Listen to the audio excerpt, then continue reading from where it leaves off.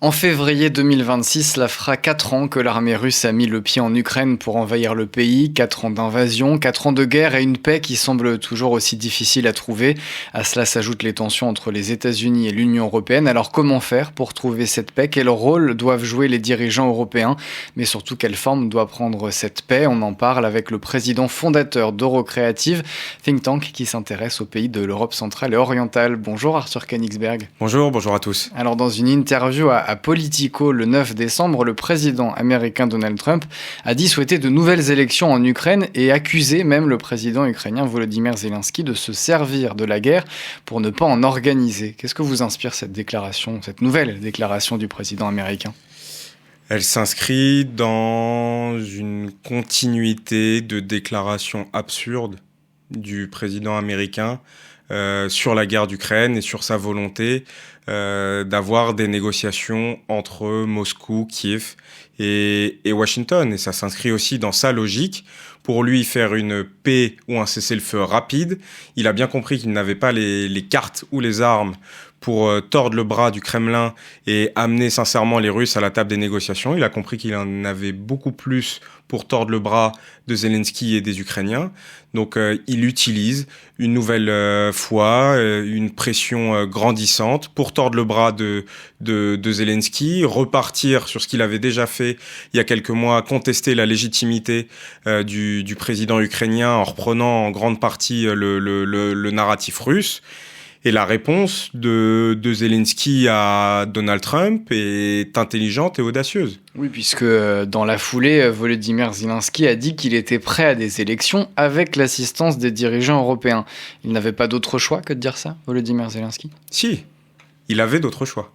Quels autres choix ? Il avait le choix de dire notre constitution, la constitution ukrainienne nous interdit de tenir des élections tant qu'il y a la loi martiale, donc tant qu'il y a la guerre, et dans le contexte que nous connaissons. Parce que l'organisation d'élections en ce moment dans un pays où il y a des millions de déplacés, je mets au défi n'importe quel pays démocratique de faire des listes électorales valables avec des millions de déplacés dont on ne connaît pas véritablement les adresses, dont on peut avoir des doutes sur l'identité, le lieu de résidence, etc.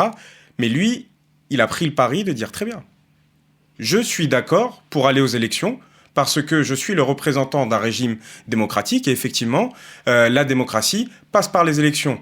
Mais par contre, la seule chose que je demande aux États-Unis et aux Européens, c'est des garanties de sécurité. C'est-à-dire que d'ici 2-3 mois, l'Ukraine doit être en capacité d'organiser des élections paisiblement. Et ça demande beaucoup de choses. Ça veut dire, par exemple, que nous devons protéger le ciel ukrainien. Parce que peut-on imaginer des élections présidentielles aussi importantes si le ciel ukrainien est une nouvelle fois noyé de drones, de missiles, de bombes planantes, et que les Ukrainiens ont même peur de se rendre dans les bureaux de vote. Ça, c'est pas possible. Donc effectivement, c'est une réponse assez audacieuse du président Zelensky, et il a raison, une nouvelle fois, d'affirmer quelque part que la démocratie et les processus démocratiques sont les meilleurs alliés de l'Ukraine aussi dans ce conflit. Sachant qu'au début du mois, le président ukrainien a dû se résoudre à limoger son directeur de cabinet, Andriy Yermak, qui était impliqué dans une affaire de corruption, qui était l'un des hommes forts autour du président Volodymyr Zelensky. Quelle influence ça peut avoir sur la suite des événements et justement sur ces éventuelles élections qui sont donc appelées de leur vœu par le président Zelensky ?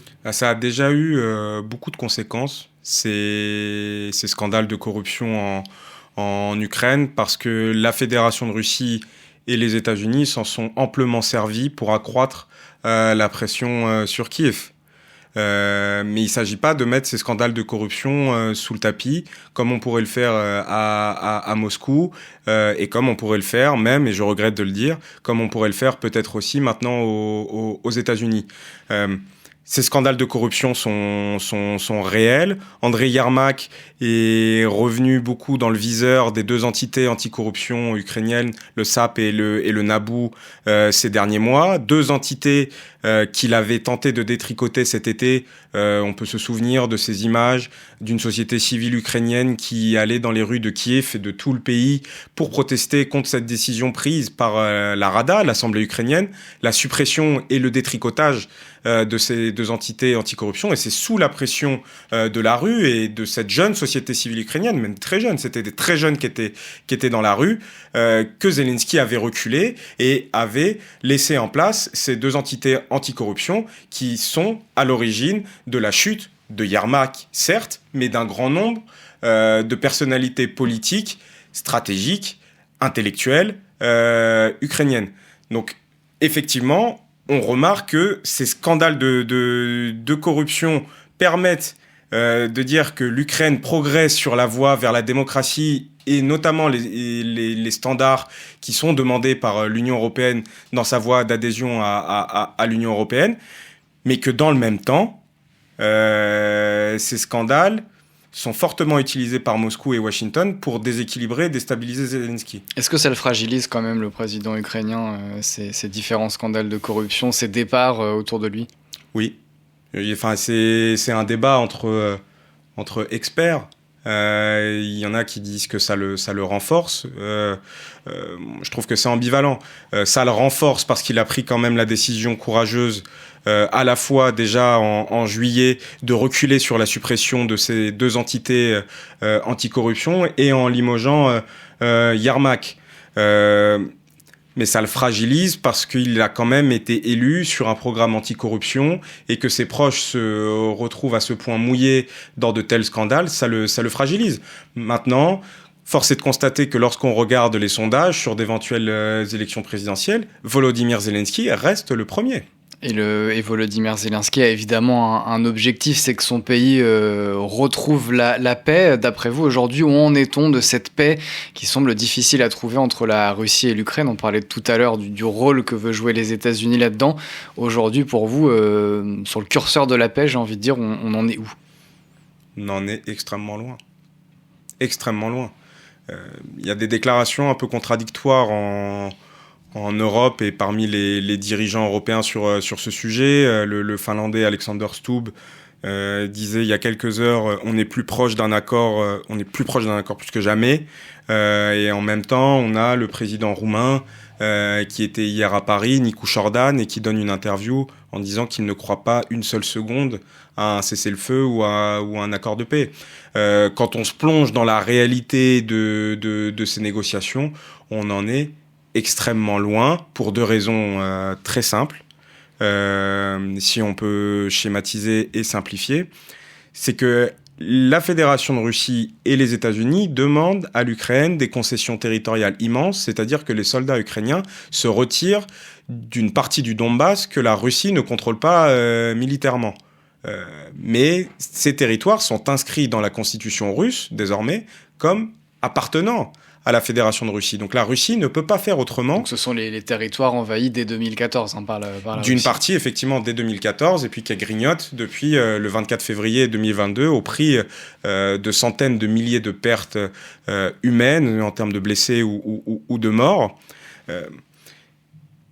Et l'autre partie, donc ça, les Ukrainiens ne peuvent pas l'accepter. Ne peuvent pas accepter ces concessions territoriales, de dire à des dizaines de milliers de soldats ukrainiens qui se battent depuis des mois dans les tranchées d'Ukraine et un peu plus loin sur le front, de dire très bien, laissez le terrain aux Russes, avec tous les crimes que l'on connaît et que ça suscitera dans les villes et les villages pris par l'armée russe, mais retirez-vous et puis revenez sur une partie du territoire ukrainien et puis on dessine une nouvelle ligne de front. Ça, les Ukrainiens ne peuvent pas l'accepter. La deuxième chose, mais là c'est côté russe qui est inacceptable, c'est que Zelensky dit très bien, moi je suis prêt à m'asseoir sur la partie occupée actuellement par la Fédération de Russie, c'est-à-dire la Crimée et une large partie du Donbass, mais pas encore la partie du Donbass inoccupée par la Fédération de Russie actuellement. Je suis prêt à ces concessions territoriales, mais par contre il me faut des garanties de sécurité extrêmement fortes. Donc ça veut dire pas une démilitarisation de l'Ukraine, ce qui était quand même un des buts stratégiques de la Fédération de Russie, et une présence d'armées européennes sur le sol ukrainien. Et ça, c'est inacceptable pour le Kremlin. C'est pour ça qu'actuellement, dans le rapport de force que l'on peut observer, je considère que nous sommes extrêmement loin d'un accord de paix. On parle de l'invasion russe en Ukraine aujourd'hui sur Euradio et de l'action de l'Europe dans le processus de paix. Nous sommes toujours avec le président fondateur de think tank Eurocreative, Arthur Koenigsberg. On parlait justement de cette paix. Certains disent qu'on en est proche, d'autres qu'on en est loin. Aujourd'hui, que doivent faire les dirigeants européens pour aider l'Ukraine à trouver cette paix ? Je crois que le meilleur exemple de ce que doivent faire les dirigeants européens dans cette guerre, c'est ce que font les Allemands. Dire que le chancelier Merz annonce 11 milliards d'aides financières à l'Ukraine pour 2026. Donc c'est pour notamment de l'achat d'armement ou pour financer une partie du budget ukrainien. Les Européens doivent se mettre en ordre de bataille pour soutenir l'Ukraine et l'aider à tenir face à l'invasion russe. Ça veut dire aller plus loin dans l'investissement à l'aide militaire de l'Ukraine ? Oui. C'est-à-dire augmenter, on sait, depuis le retour de Donald Trump à la Maison-Blanche, l'aide américaine directe à l'Ukraine a véritablement fondu. Aujourd'hui, c'est vraiment peau de chagrin. Si les Américains fournissent de l'aide à l'Ukraine, c'est par des financements européens ou via l'OTAN. Aujourd'hui, si les Européens considèrent véritablement que cette guerre d'Ukraine est vitale pour eux, qu'elle est stratégique, alors ils doivent donner les moyens à l'Ukraine de tenir. Aujourd'hui, si on regarde ce qui est fait en termes d'aide, c'est moins de 1% de la richesse annuelle du continent européen qui est dédiée à l'aide à l'Ukraine. Est-ce qu'on peut considérer qu'avec un tel montant, les dirigeants européens prennent suffisamment cette guerre au sérieux ou donnent suffisamment à l'Ukraine les moyens de tenir ? La réponse est non. La réponse est non. Donc aujourd'hui, les efforts financiers à l'Ukraine ne sont pas suffisants. Donc monter en puissance de ce côté-là, monter en puissance dans les donations ou les ventes d'armements et de systèmes militaires à l'Ukraine, c'est aussi une autre option. Et surtout, ne pas la lâcher politiquement. Parce qu'on voit une certaine tentation en Europe de se dire on peut lâcher l'Ukraine politiquement parce qu'au bout d'un moment, ça va finir par véritablement nous fâcher avec l'administration américaine. Et on n'a pas besoin de ça. Et pour aller dans la continuité de ce que vous dites, dans une tribune publiée dans Le Monde avec d'autres experts le 25 novembre, vous disiez, je cite, « L'enjeu pour les Européens n'est donc pas seulement la sécurité de l'Ukraine, mais la leur ». Pourquoi les deux sont liés ? Parce que l'Ukraine partage une très très très large frontière avec les pays européens, qu'elle fait pleinement partie de ce qu'on appelle le flanc oriental de l'Europe. Donc c'est cette partie qui nous sépare de la Fédération de Russie. Ça, c'est la dimension sécuritaire. Mais surtout, l'Ukraine est en train d'adopter le modèle européen, démocratique, libéral, et dans un processus d'adhésion à l'Union européenne. Et cette guerre a beaucoup d'aspects géopolitiques, mais aussi idéologiques. Et c'est une guerre de modèle qui se joue.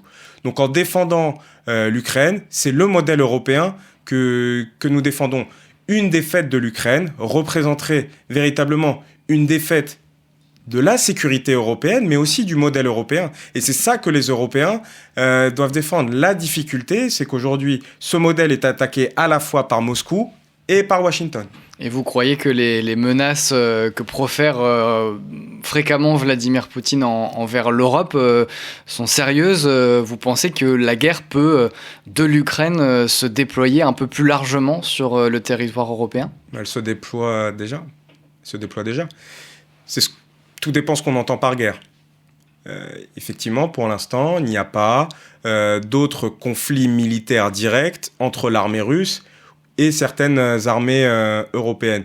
Mais par contre, dans d'autres champs, dans les champs qu'on appelle la guerre hybride, qui recoupe un certain nombre de domaines de conflictualité, la guerre est déjà là. C'est-à-dire les tentatives de déstabilisation, d'ingérence, de pénétration dans le champ informationnel de la part de la Fédération de Russie, ils sont déjà là. Il n'y a qu'à voir en France. On peut donner l'exemple des mains rouges sur les murs de Paris, les têtes de cochons dans les rues de Paris, les cercueils déposés en bas de la Tour Eiffel pour bousculer notre débat public. Et tout un tas de fausses informations qui sont propagées notamment sur les réseaux sociaux par des agents informationnels, comme on dit, russes, oui, effectivement. Exactement, parce que les Russes ont théorisé ça depuis la fin de l'Union soviétique, même avant. c'est de dire que la guerre, le seul visage de la guerre n'est pas la confrontation militaire directe. Et c'est même l'un des visages que l'on doit éviter. Et il y a un certain nombre de champs qu'on peut activer pour détruire ou déstabiliser l'adversaire. Et le déstabiliser suffisamment pour, après, effectivement, avoir une confrontation militaire directe. Et déstabiliser nos régimes démocratiques à travers des moyens de la guerre hybride, ou que vous mentionniez sur les fausses informations ou les ingérences, en fait, ça leur permet de polariser nos opinions publiques. Et on sait que nos régimes démocratiques, face à des opinions publiques extrêmement polarisées, sont très, très fragiles. Et Arthur Königsberg, d'après vous, comment est-ce que ce conflit doit redéfinir l'approche de l'Europe envers les pays qui se trouvent à ce qu'on appelle ces marges, ces pays de l'Europe centrale et orientale ? C'est déjà une prise de conscience intellectuelle sur ce que sont ces pays.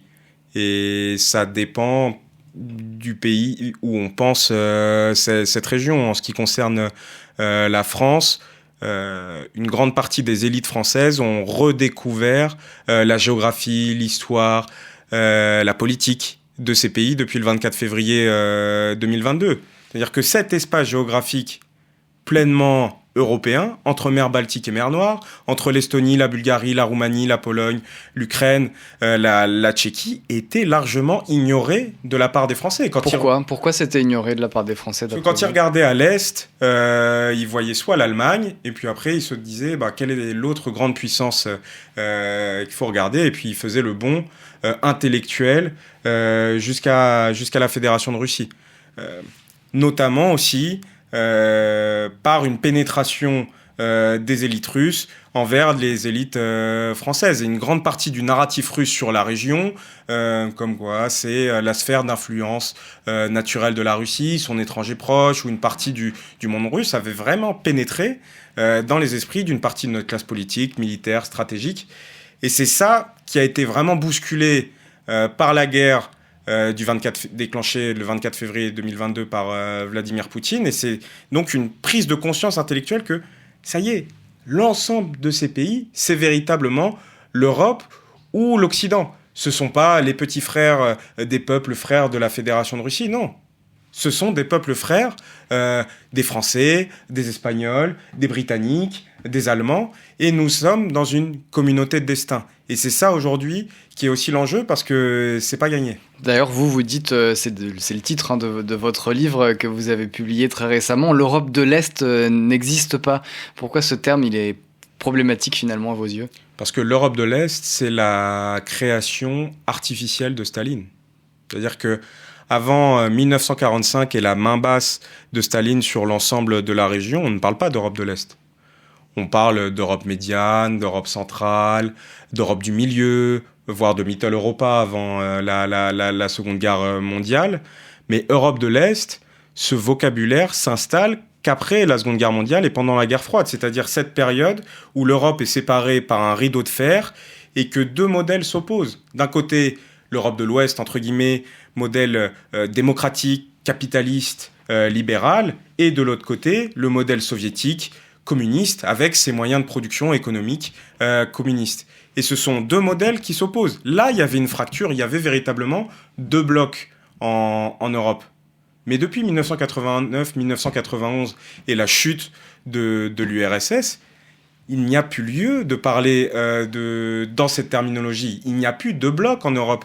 Les pays d'Europe centrale et orientale, mis à part certains, comme le Bélarus, de façon un peu indépendante de sa volonté, ou par exemple la Géorgie actuellement, mais l'ensemble de ces pays ont fait le choix de rejoindre le bloc occidental, de rejoindre ce modèle démocratique, libéral.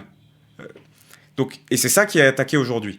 Donc parler encore une fois d'Europe de l'Est avec toutes les caricatures et stéréotypes auxquels ça renvoie, des zones un peu arriérées économiquement, gris, etc., c'est cette terminologie qu'il faut casser. Donc parler d'Europe centrale et orientale, ça permet beaucoup plus de poser les véritables dynamiques économiques, culturelles, politiques qui sont à l'œuvre dans cette région. Et ce sont des pays qui ont vocation à intégrer l'Union européenne. On parlait de l'Ukraine évidemment. Vous pensez que d'ici quelques années, certains de ces pays de l'Europe centrale et orientale vont accéder à l'adhésion à l'Union européenne ? C'est bien parti ? L'Ukraine, la Moldavie, les 6 pays des Balkans occidentaux ont quelque part vocation à rentrer dans l'Union européenne. Mais votre deuxième question, de savoir si c'est bien parti, je ne pense pas. Je ne pense pas parce que à la fois il y a des dynamiques intérieures. Par exemple, pour l'Ukraine, cette guerre l'empêche de véritablement avancer vers l'adhésion. Et pour un certain nombre de pays des Balkans, au niveau de politique intérieure, il n'y a pas de progrès significatif leur permettant de pouvoir candidater sérieusement à l'adhésion. Quand on regarde par exemple ce qui se passe en Serbie actuellement avec le régime d'Aleksandar Vučić, on peut se demander si la candidature de la Serbie à l'Union européenne est véritablement sérieuse. Est-ce qu'elle serait utile pour l'Europe ? Le deuxième problème, c'est est-ce que les opinions publiques et les nations européennes sont ouvertes à de nouvelles adhésions ? Certains pays, oui, d'autres non. La France, par exemple, quand on regarde les études d'opinion, il y a beaucoup de travail à faire auprès du peuple français pour qu'une majorité se dessine en faveur de l'adhésion. Un pays comme l'Ukraine, c'est possible parce qu'il y a une opinion favorable. Une image positive de l'Ukraine. Les Français ont un certain respect et un affect vis-à-vis de l'Ukraine depuis le 24 février 2022. Mais pour un ensemble d'autres pays, notamment dans ce qu'on appelle les Balkans occidentaux, c'est pas gagné. Et quand on regarde les études d'opinion, aujourd'hui, parce qu'il faut expliquer aux auditeurs, s'il y a un nouvel élargissement, en France, ça passera par 2 moyens. Soit un vote au Congrès, c'est-à-dire Assemblée nationale et Sénat réunis au Congrès à Versailles, ou par un vote séparé dans les 2 chambres, bref. Mais en tout cas, une majorité entre les députés et les sénateurs doit être trouvée sur ces élargissements, ou alors c'est par référendum. Donc, c'est-à-dire qu'une nouvelle majorité au sein de l'opinion publique française doit être trouvée en faveur de l'accession de ces pays dans l'Union européenne. Et en France, quand on regarde les études, c'est pas gagné. Et l'avenir de l'Europe et de ces pays dépend évidemment beaucoup de ce qui se passe en Ukraine. Merci beaucoup Arthur Kenigsberg, président fondateur d'Eurocreative, think tank qui s'intéresse aux pays de l'Europe centrale et orientale. Merci d'avoir été avec nous sur Euradio. Merci beaucoup.